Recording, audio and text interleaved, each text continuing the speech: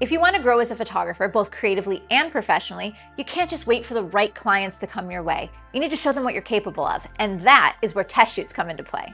These shoots give you freedom to experiment, space to build your portfolio with intention, the opportunity to create the type of work you want to be hired for.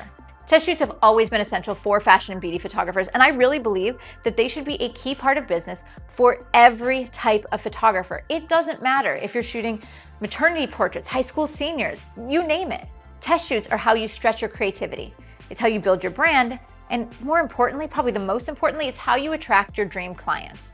I'm portrait and fashion photographer Lindsay Adler, and in this video, I'm going to explain why every photographer needs test shoots. I'm going to show you how to set them up for success, and then I'm going to talk about key etiquette. You want to make sure that everyone in your team walks away inspired and eager to create with you again.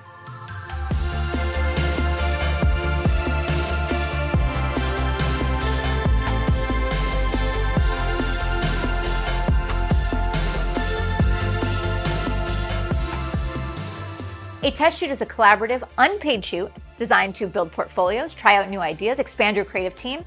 Think of it as a creative play day, but one that can also strategically move your business forward. And that's actually what I call them. I call them creative play days, but I do want to emphasize to you the value of play and experimentation. There's no one-size-fits-all formula for what one of these play days needs to be. These shoots can be about experimenting with lighting, exploring a style you've never tried before, or trying a dream concept you've always wanted to shoot.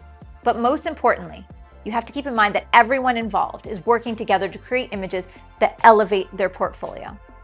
Some people assume that test shoots would be expensive, but the truth is they don't need to be. In fact, they shouldn't be. A great test shoot is about collaboration, not budget. In fact, test shoots should cost you almost no money, which makes them an even better investment in your time.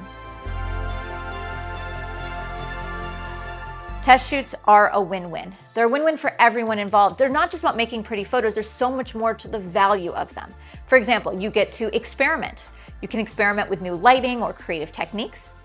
You can collaborating with new people like stylists, makeup artists, models. You want to see not only do they fit your vision, but if your personalities align. And when you do these test shoots with new people, this is how you build your long-term creative team that makes you better as a photographer. You get to create work that represents the type of photography you want to get hired for, and I've already mentioned how important this is. And then lastly, you get to craft new content. This new content can be for your website or your social media platforms, and for me, this is part of my marketing strategy. So even after more than 15 years here in New York, I still do test shoots. They help me to stay sharp technically, I get to try new ideas, I build relationships with new people, and more than once, an unpaid test shoot has led directly to client work, because I showcased a skill set that they really liked, or I made an image that caught their attention. Some clients have asked me to recreate looks and concepts from my play days, but of course when they hire me, everyone is paid well.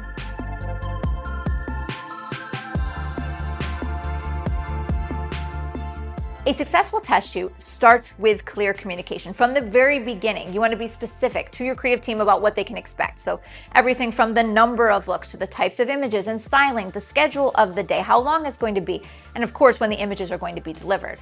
You want to make sure everyone understands what they're getting involved with and the types of images they're going to be receiving, and by the way, how they can use them. The structure of a test shoot can vary wildly. It doesn't mean any one thing. So for example, a test shoot could be a 2-hour shoot, quick session, one concept, or it could be a 10-hour marathon where you do 12 looks. Either way, you just want to make sure you don't catch anyone off guard. Now, I use mood boards with visual references for each of the concepts of a day. These help set expectations, make sure everyone's prepared. For example, maybe I have an idea where a hair and makeup artist needs to buy something special. For example, let's say I have a concept with a lot of glitter. Well, the makeup artist needs to bring the right supplies, and the model should probably have a heads up about that as well. Now, your mood board, it does not need to be anything fancy. Put it together however you want. It could be Canva, Photoshop, Pinterest, whatever works, but the goal is to communicate clearly and use visuals. Now, when I'm planning the concepts for the day, I want my team to contribute their own ideas. I want them to be involved. It's meant to be a partnership, not just me telling everyone what to do. I want every person on the team to push themselves creatively and walk away with something that builds their portfolio, helps them attract the type of clients they're looking for. Or the playdays can also just be for fun, but of course, it's about communicating expectations.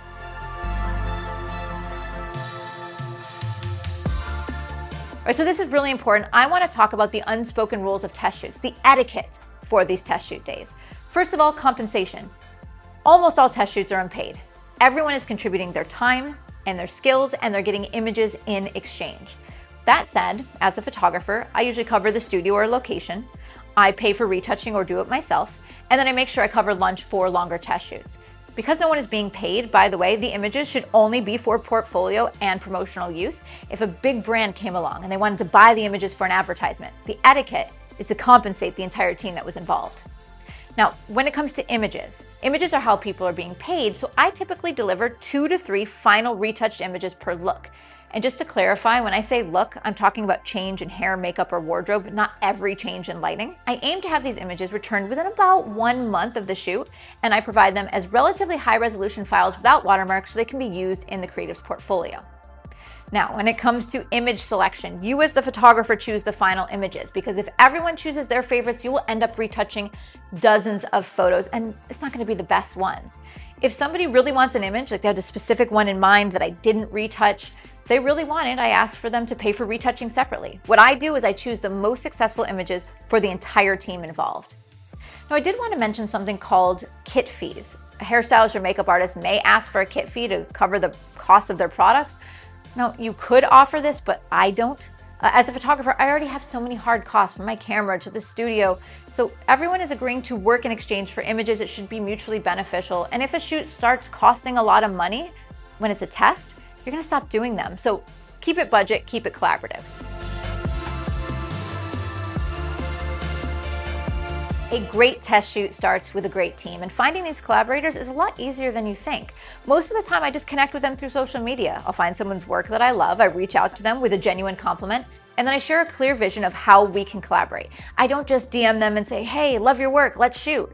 Instead, I give them an idea of what we could create together, why I find their work interesting, what value I could create by us doing a shoot. And I also always ask my other creative team members for recommendations. You'd be surprised how many incredible creatives are just 1 degree of separation away. Word of mouth goes a long way. So I say, like, who have you worked with recently that you'd recommend? Who have you worked with that's nice and that's talented?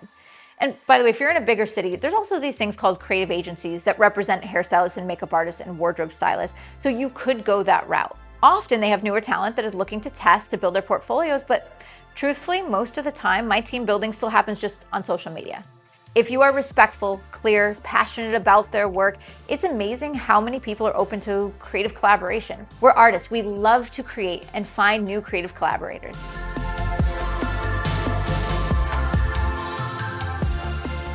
These days, a lot of photographers use social media to do casting calls to find models for test shoots, particularly in the portrait world. And sometimes how they set up these casting calls, it could actually lead to future sales. Now, as a fashion photographer, I want to talk specifically about working with professional modeling agencies. When I reach out to an agency, clarity is everything.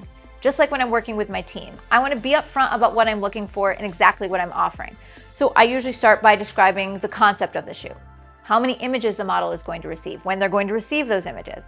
I include things like the length of the shoot, the location, the number of looks. And if we're doing anything out of the ordinary, like if we're painting the model or using glitter or doing something more avant-garde.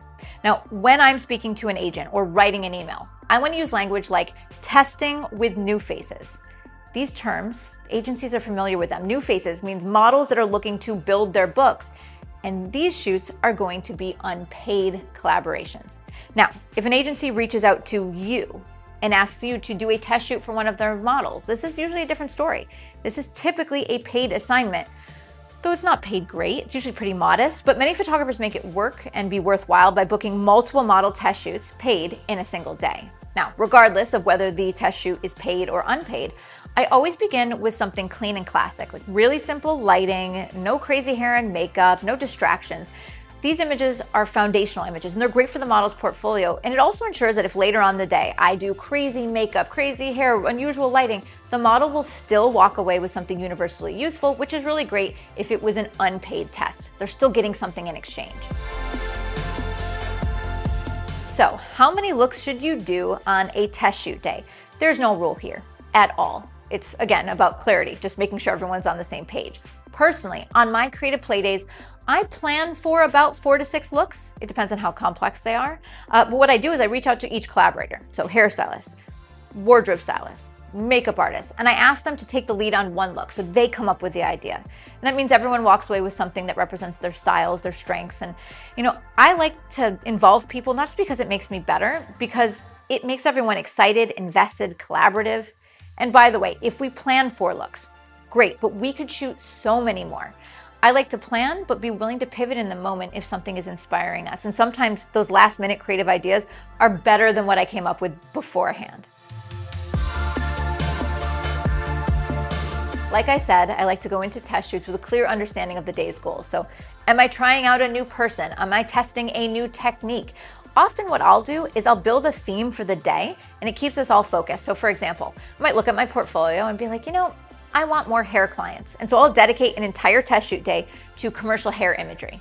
And then another time it might be towards macro beauty. The complexity of these looks always changes how many we can pull off, but having a theme keeps the entire team aligned. Make sure we're all strategic. And this is really important if we are targeting specific types of clients.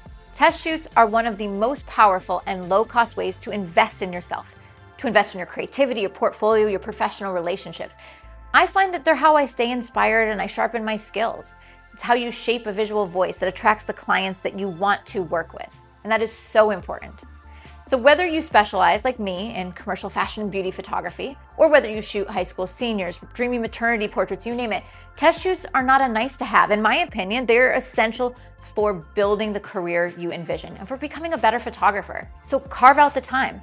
Come up with concepts ahead of time, dream big, and make sure that anyone involved in the shoot walks away proud of what you've made together. Yes, test shoots are creative play days, but with intention and consistency, those play days can absolutely lead to bigger paydays. All right, everybody, thanks for watching. And if you want to see my core gear used for fashion and beauty photography, be sure to check out the links and the description below. And of course, when you pick out that gear, be sure to visit Adorama. See you next time, guys.